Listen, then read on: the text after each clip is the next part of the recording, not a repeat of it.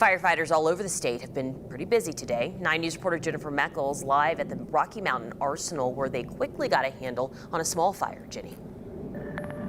Yeah, Alex, we're on the west side of the Arsenal, Quebec and 70th area. We don't have a lot of information about the genesis of this fire, but we know that they were able to get it out pretty quickly.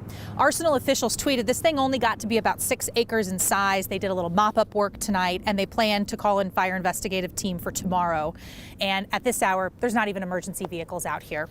It has been a long day of really bad fire conditions and fire teams anticipating trouble, like West Metro, for example. They sent a wildland fire crew down to Simla to help with the crews down there, and they spent the day on what they call preparedness level 2. That means no matter what call they go on, a house fire, a medical call, what have you, they take that brush fire team with them.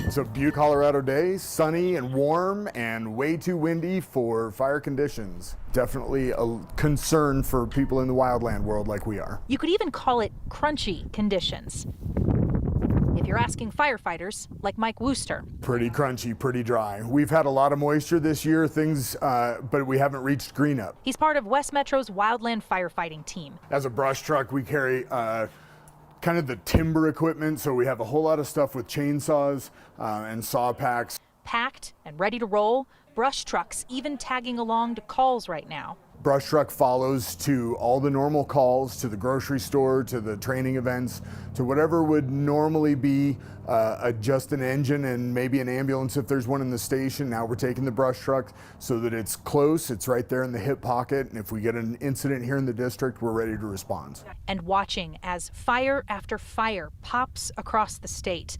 In Teller and Park County, near Simla too, a brush crew from West Metro even went to help there. Both of those are fast moving.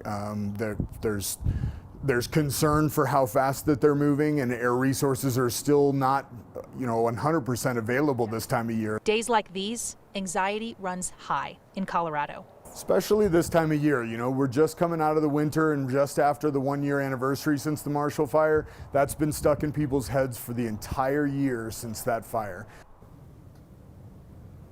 Best we can tell, no structural damage out here at the Arsenal, but they did tell us there's a fence that might need to be mended after crews were out there working to respond to the area. At this hour, guys, we're getting a break from the strong wind gusts, but we know there's certainly more coming.